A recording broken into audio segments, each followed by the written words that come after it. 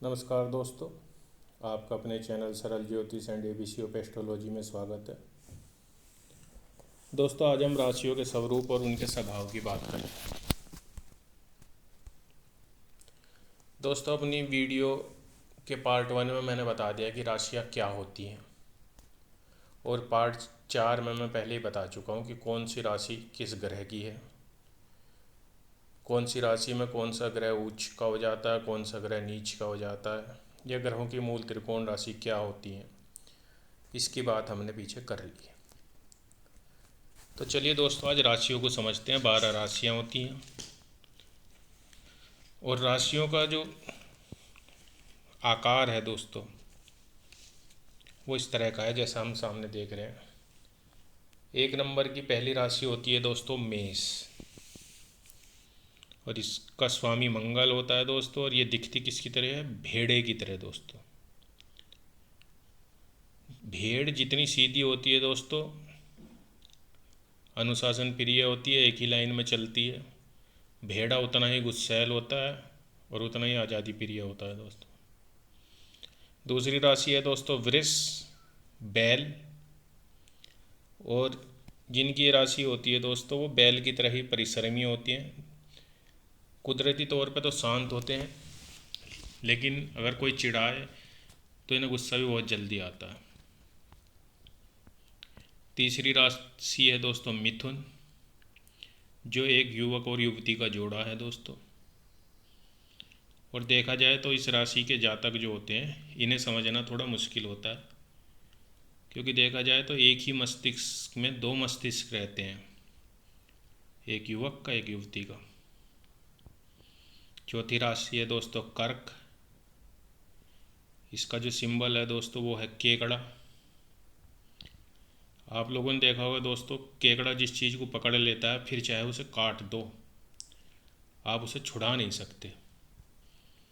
तो कर्क राशि वाले, इनकी दोस्तों आमतौर से चिपके रहने की आदत होती है।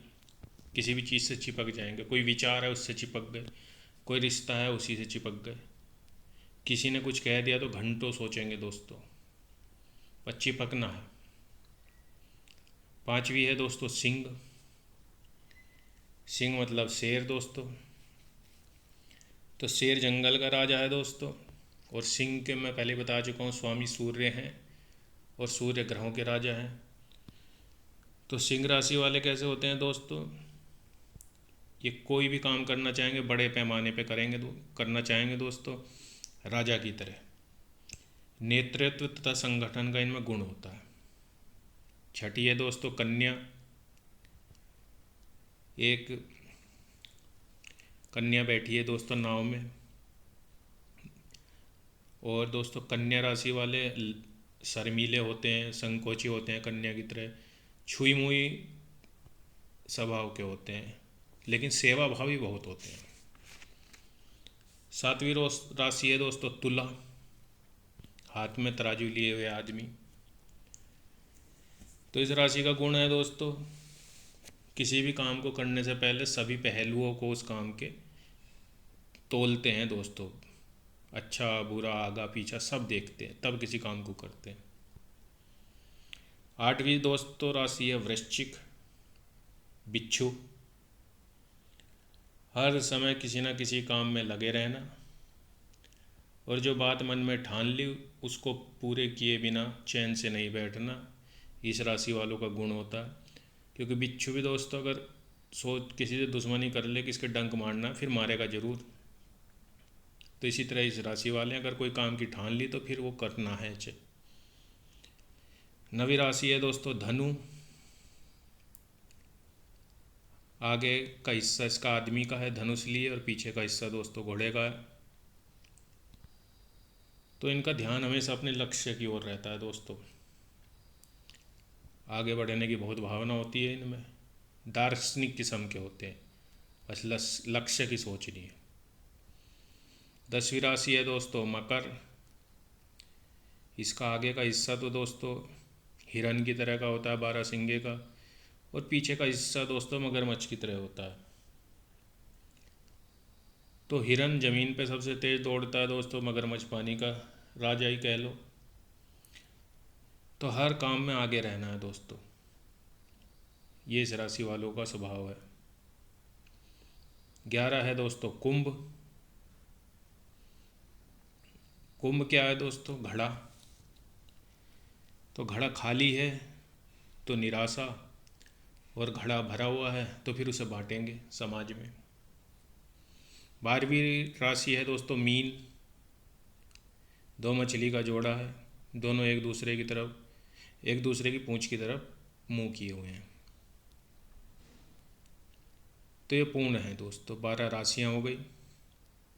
अब इसमें से आप देखो तो कुछ राशि तो जानवरों की तरह हैं दोस्तों, जैसे पहली हो गई, दूसरी हो गई,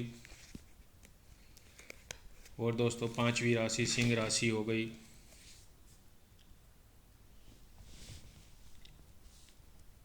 और कुछ राशि दोस्तों आदमियों की तरह हैं। 3 नंबर की मिथुन हो गई, 6 नंबर की कन्या, 7 नंबर की तुला,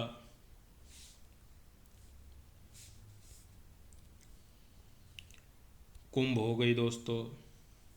और जो धनु राशि का अगला हिस्सा है पूर्वार्ध है दोस्तों, ये भी आदमी का ही है। तो इन्हें दोस्तों द्विपद राशि कहते हैं या मनुष्य राशि कहते हैं। और दोस्तों मकर का उत्तरार्ध यानी कि पीछे का हिस्सा, मीन हो गई दोस्तों, और कर्क केकड़े वाली दोस्तों 4 नंबर की, ये तीनों जो हैं जल में रहते हैं दोस्तों, तो इन्हें जलचर राशि कहते हैं। और जानवर राशि दोस्तों चतुष्पद यानी कि 4 पैर वाली राशियां कही जाती है। तो दोस्तों अब आगे बात करते हैं। तो मेरा कहने का मतलब ये था, जैसा राशियों का दोस्तों स्वरूप है उसी तरह के गुण उस राशि वाले आदमी में पाए जाते हैं लगभग। हालांकि और भी बहुत सी चीज़ होती है, ग्रह कौन सा बैठा है, राशि कहाँ पर बैठी है जन्म पत्री में, इन सब का भी इफेक्ट आता है। लेकिन लगभग लगभग जो राशि के मूल गुण हैं वो उस व्यक्ति में पाए जाते हैं।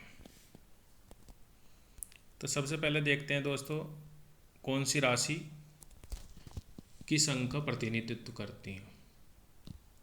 मैंने जब नवग्रह के अंग बताए थे तब कहा था दोस्तों, ज्योतिष में काल पुरुष का बहुत महत्व है, जिस तरह से वास्तु में वास्तु पुरुष है। काल पुरुष मतलब दोस्तों परमात्मा। तो मेष राशि दोस्तों नंबर 1 की है, सबसे ऊपर की राशि है। तो ये मस्तक का प्रतिनिधित्व करती है दोस्तों। वृष राशि मुख की है दोस्तों। तो मेष राशि मस्तक का दोस्तों खाली माथा नहीं हो गया या सिर नहीं, माथे से लगा के मुख तक जितने भी अंग हैं, सिर हो गई, बुद्धि हो गई दोस्तों, हमारी ब्रेन, आँखें, चेहरे की हड्डियाँ, ऊपरी जबड़ा दोस्तों, इन सब का प्रतिनिधित्व मेष राशि करती है। वृष मुख का करती है दोस्तों, मिथुन वक्ष स्थल का।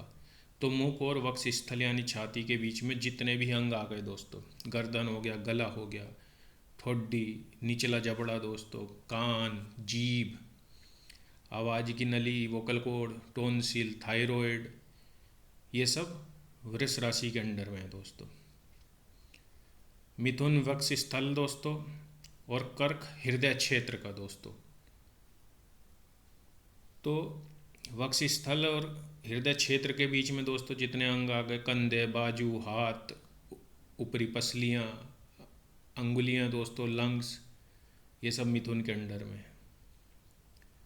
कर्क का दोस्तों हृदय क्षेत्र हो गया, खाने की नली, पसलियाँ, गर्भाशय का कुछ हिस्सा, पाचन अंग, ये कर्क राशि के अंडर में है। सिंह का है दोस्तों कुक्षी प्रदेश, नाभि से ऊपर का हिस्सा और हृदय प्रदेश से नीचे का हिस्सा कुक्षी प्रदेश हो गया दोस्तों। पीठ का ऊपरी भाग, स्प्लीन, पेट, रीढ़ की हड्डी और दिल भी दोस्तों, हार्ट, इसकी बात हम सिंह से करते हैं। कन्या हो गई दोस्तों कटी प्रदेश, नाभि से नीचे का हिस्सा दोस्तों, आंतें होती हैं जहाँ पर हमारी। तुला हो गई दोस्तों बस्ती प्रदेश, गुर्दे, नितंब, ब्लैडर, इस सब की बात तुला से करते हैं दोस्तों। वृश्चिक राशि दोस्तों गुप्तांग का प्रतिनिधित्व करती है। मूत्राशय, गुप्तांग, रीढ़ की नीचे की हड्डी दोस्तों, गर्भाशय का कुछ हिस्सा और गुदा, ये सब वृश्चिक राशि के अंडर में है। धनु दोनों जांघों का करती है दोस्तों, और सियाटिक नर्व ये धनु के अंडर में है। मकर राशि दोस्तों घुटने का करती है, और शरीर के जोड़, त्वचा और दांत दर्द का भी मकर राशि ही प्रतिनिधित्व करती है। कुंभ दोस्तों पिंडलियों का करती है, घुटने से नीचे और पैर से ऊपर का जितना हिस्सा उसे कुंभ देखती है, और मीन पैरों का प्रतिनिधित्व करती है दोस्तों। तो ये 12 राशियाँ और कौन सी राशि किस अंग का प्रतिनिधित्व करती है ये मैंने बताया दोस्तों। अब देखिए दोस्तों, जिस अंग की राशि पाप प्रभाव में होगी वहाँ दिक्कत होगी, वहाँ हमें दर्द होगा, बीमारी हो सकती है उस अंग से रिलेटेड। और दोस्तों शुभ प्रभाव जिस राशि पर होगा वह अंग पूर्ण विकसित और पुष्ट होगा। शुभ और अशुभ ग्रह दोस्तों मैं बता चुका हूँ। धीरे धीरे जैसे जैसे हम आगे बढ़ते जाएंगे हम इस चीज़ को और समझते जाएंगे दोस्तों। बीमारी देखने के लिए हमें ग्रहों को भी देखना है दोस्तों, ग्रह कौन से अंग का प्रतिनिधित्व करता है, राशियों को भी देखना है, और भाव की आगे बात करेंगे तो भाव को भी देखेंगे दोस्तों। फिर इन तीनों को मिलाकर हम बता देंगे कि आपको ये रोग हो सकता है, या इस अंग का रोग हो सकता है, या चोट दुर्घटना इस अंग में हो सकती है। आगे चलते हैं दोस्तों। सम राशि जितनी भी हैं दोस्तों, यानी कि जो इवन नंबर की राशि हैं 2, 4, 6, 8, 10, 12, ये सभी स्त्री राशि कही गई हैं, और इनका सौम्य स्वभाव होता है। और दोस्तों जो विषम राशियां हैं 1, 3, 5, 7, 9, 11, ये पुरुष राशियां कही गई हैं, और इनका स्वभाव क्रूर होता है। अब दोस्तों अगर किसी की जन्म पत्रिका में भले ही वो पुरुष है, लेकिन स्त्री राशियों का इफेक्ट ज़्यादा है, स्त्री ग्रहों का इफेक्ट ज़्यादा है, तो उसमें सौम्यता होगी उसके स्वभाव में दोस्तों, स्त्रियों वाले गुण होंगे। और अगर कोई स्त्री है दोस्तों उसमें पुरुष ग्रह उसके बलवान है, और जो ये पुरुष राशि है, विषम राशि है, इनका इफेक्ट ज़्यादा है दोस्तों, तो उसमें पुरुष वाले गुण होंगे, नेतृत्व की क्षमता होगी, हर काम को आगे बढ़ के करने की आदत होगी दोस्तों, साहस होगा। ये सब चीज़ और विस्तार से हम आगे देखेंगे, लेकिन आप देख सकते हैं अपनी जन्म पत्रिका में इन सब चीज़ों को लगा के। आगे चलते हैं दोस्तों। 1, 4, 7 और 10, यानी कि मेष, कर्क, तुला और मकर, ये चर राशियां हैं दोस्तों। 2, 5, 8, 11 ये स्थिर राशियां हैं, वृष, सिंह, वृश्चिक और कुंभ।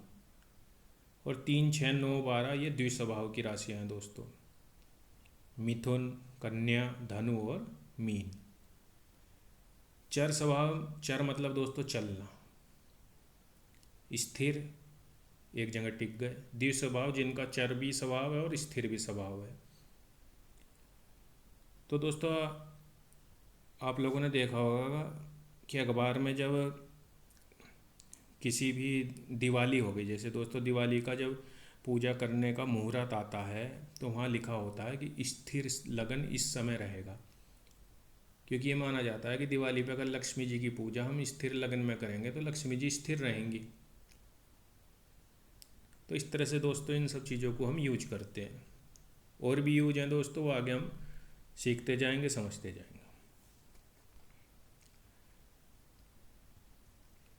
दोस्तों 1, 2, 3, 4, 9 और 10 नंबर की जो राशियाँ हैं वो रात्रि में बलवान होती हैं, और मिथुन के अतिरिक्त सभी पृष्ठ उदयी हैं, सबका पिछला हिस्सा पहले उदय होता है।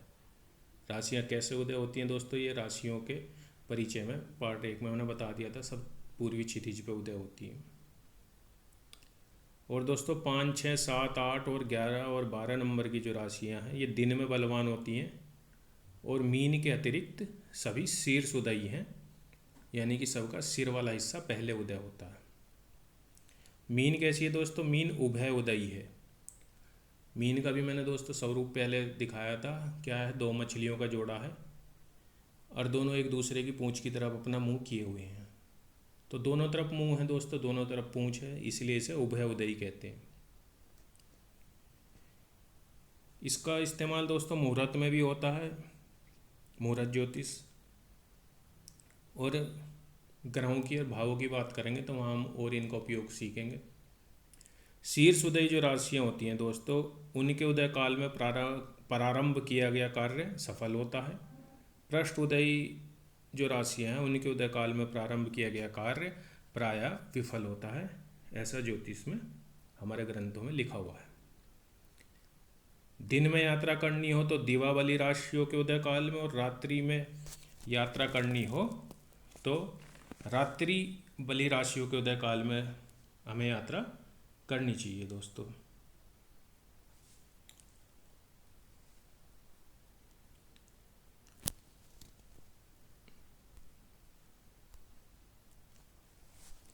अब दोस्तों धनु राशि का उत्तरार्ध, यानी कि धनु राशि का जो पीछे का हिस्सा है, यानी कि अगर एक राशि 30 डिग्री की है तो जो 15 से 30 डिग्री वाला हिस्सा है वो सिंह, वृष और मकर का पूर्वार्ध, यानी कि शुरू के 15 डिग्री जो है, और मेष, ये चतुष्पद राशियां कहलाती हैं दोस्तों, यानी कि जानवर राशियां हैं दोस्तों, 4 पैर वाली, और दसम भाव में बल प्राप्त करती हैं और रात्रि में बली होती हैं दोस्तों।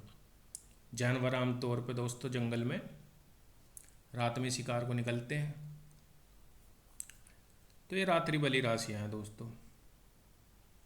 कन्या, मिथुन, कुंभ, तुला, धनु राशि का पूर्वार्ध, यानी कि धनु राशि का पहला हिस्सा, ये द्विपद राशि कहलाती हैं दोस्तों, 2 पैर वाली, यानी कि मनुष्य राशियां हैं, और लग्न में बलवान होती हैं और दिन में बली होती हैं।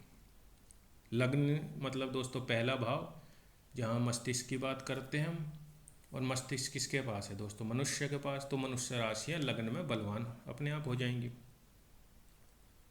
मकर का उत्तरार्ध, मकर का पीछे का हिस्सा दोस्तों मगरमच्छ वाला, मीन मछलियाँ, और कर्क केकड़ा, ये जलचर राशि कहलाती हैं दोस्तों, और चतुर्थ भाव में बलवान होती हैं। हम आगे देखेंगे दोस्तों, चतुर्थ भाव चंद्रमा का होता है। चंद्रमा जल का कारक है, जल तत्व का, तो जल में ये राशियां बलवान होती हैं दोस्तों। वृश्चिक कीट राशि है दोस्तों, और सप्तम भाव में बलवान होती है दोस्तों। जो जलचर और कीट राशियां हैं ये तो संध्या काल में बली होती है, और दोस्तों चतुष्पद राशियां रात्रि में, और जो मनुष्य राशियां हैं वो दिन में बली होती हैं। और जैसे यात्रा का मुहूर्त बताया था दोस्तों, दिन में यात्रा करनी हो तो दिवा वाली राशियों में, और रात्रि में करनी हो तो रात्रि बली राशियों में के उदय काल में हमें यात्रा अपनी प्रारंभ करनी चाहिए भाई, काम सफल होगा। तो आज दोस्तों हमने राशियों की बात करी, आज के लिए इतना ही। अगली वीडियो में फिर हम जो राशियों की और बातें हैं वो लेकर आएंगे। नमस्ते, धन्यवाद।